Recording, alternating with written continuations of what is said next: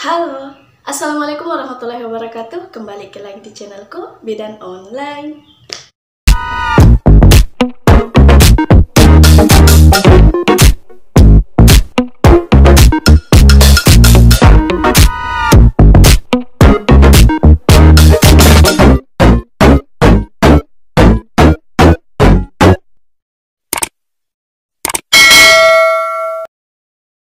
Di video kali ini, kita akan membahas tentang pertanyaan-pertanyaan mengenai angkat kandungan atau Q&A tentang angkat kandungan. Tapi sebelumnya, untuk moms yang baru datang di channel ini, jangan lupa untuk klik tombol like, klik juga tombol subscribe, dan jangan juga lupa untuk aktifkan ikon notifikasi atau gambar lonceng, karena masih ada banyak hal yang akan kita bahas di video selanjutnya. Jadi jangan sampai ketinggalan moms. Terima kasih.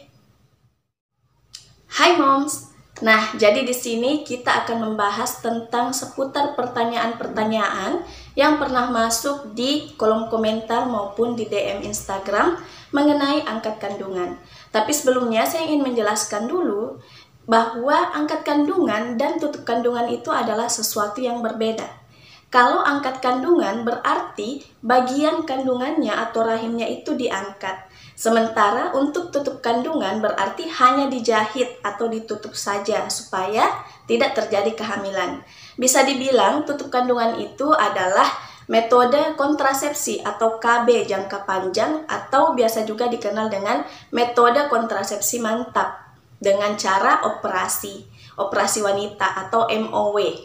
Nah, jadi di sini Mom sudah mengartikan perbedaannya. Karena di video saya sebelumnya itu ada juga yang mengatakan bahwa katanya sudah angkat kandungan tapi masih bisa hamil. Nah, itu bagaimana ceritanya? Nah, mungkin saja yang dimaksud dari komentar itu adalah tutup kandungan. Jadi sekali lagi kita harus membedakan supaya tidak salah memahami. Dan selanjutnya untuk angkat kandungan itu sendiri ada juga beberapa level-levelnya. Nah, di sini kita bahas secara keseluruhan saja. Oke Mom, sekarang kita akan membahas satu persatu dari pertanyaan yang banyak ditanyakan oleh moms-moms semua atau yang pernah menonton video saya. Pertanyaan yang pertama itu, kenapa sudah angkat rahim tapi masih juga menstruasi atau haid? Nah, kita harus bahas dulu haid itu apa maksudnya. Nah, jadi pengertian dari menstruasi atau haid itu adalah meluruhnya dinding endometrium atau dinding rahim. Kemudian yang kedua, kita harus tahu juga apa sih angkat kandungan itu. Jadi angkat kandungan itu atau histerektomi artinya kandungan itu diangkat. Kandungan itu termasuk di dalamnya adalah rahim. Jadi kalau misalnya orang mengalami menstruasi berarti menstruasi itu terjadi pada dinding rahim. Nah, kalau ada ibu yang sudah mengangkat kandungan, kemudian masih juga mengalami menstruasi, artinya itu sesuatu yang harus diperiksakan. Karena yang namanya juga menstruasi itu di rahim, tapi kalau rahimnya sudah diangkat, terus apa penyebab dari terjadinya pengeluaran darah itu? Yang pastinya, darah yang keluar itu bukan darah menstruasi. Jadi, siapapun itu yang sudah angkat kandungan tapi merasa masih menstruasi, sebaiknya diperiksakan. Karena kita harus tahu apa penyebab terjadinya pengeluaran darah itu yang dianggap sebagai darah menstruasi. Sebenarnya, ada beberapa kondisi yang bisa menyebabkan terjadinya hal seperti itu. Yaitu diantaranya yang pertama adalah karena terjadinya luka pada vagina.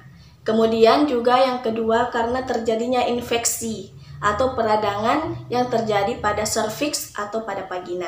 Jadi itu yang bisa menyebabkan, sehingga yang tadi saya katakan bahwa sebaiknya diperiksakan jika terjadi hal seperti itu. Jadi jangan menganggap bahwa darah yang keluar itu adalah darah menstruasi, karena secara logisnya tidak ada lagi menstruasi pada ibu yang sudah mengangkat kandungannya. Kemudian yang kedua atau pertanyaan kedua adalah apakah masih bisa hamil jika sudah mengangkat kandungan?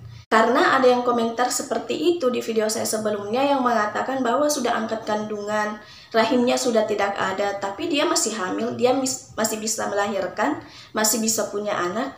Nah, secara logikanya moms, Saya takutnya kan kalau ada yang baca seperti itu juga meyakini bahwa angkat kandungan masih bisa punya anak kok.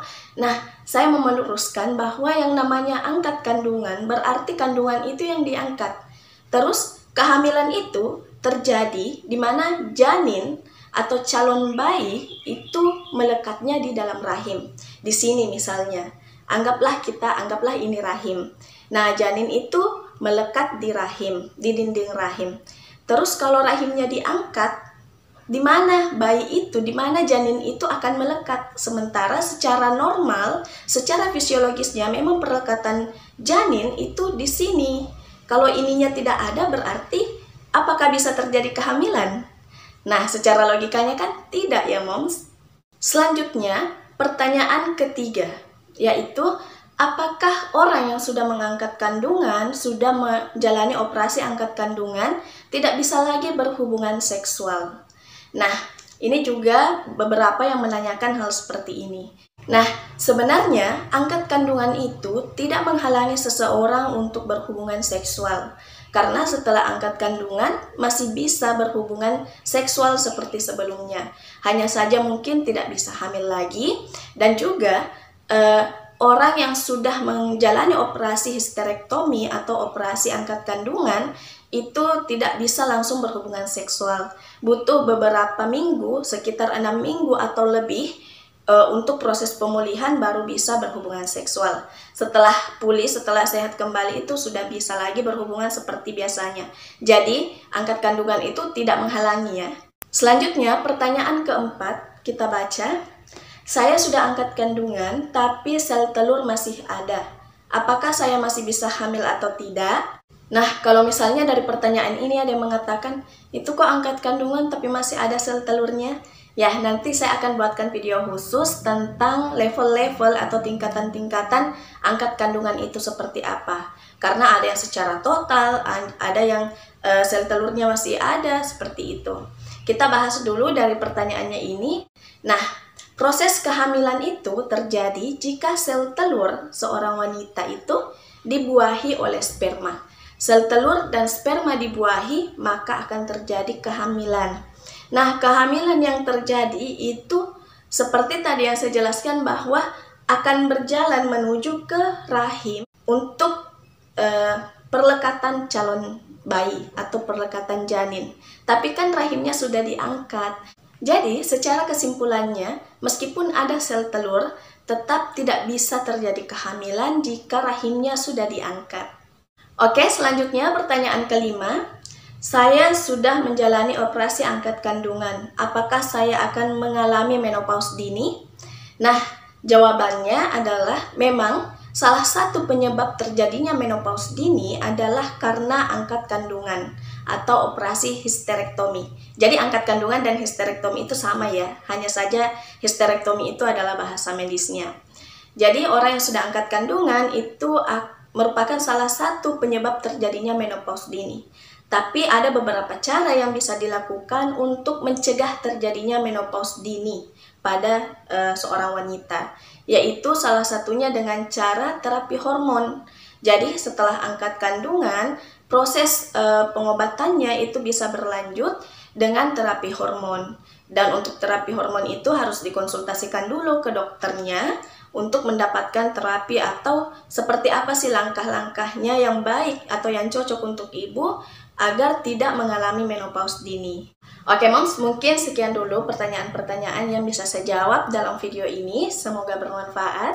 Kalau misalnya Moms merasa bahwa video ini bermanfaat, jangan lupa untuk klik tombol like dan share agar banyak orang yang mendapatkan manfaat dari video ini. Terima kasih. Kalau misalnya ada Moms yang ingin bertanya, bisa tuliskan di kolom komentar atau bisa juga DM di Instagram saya atau inbox di Facebook yang saya cantumkan di kolom deskripsi. Terima kasih banyak sudah menonton. Wassalamualaikum warahmatullahi wabarakatuh.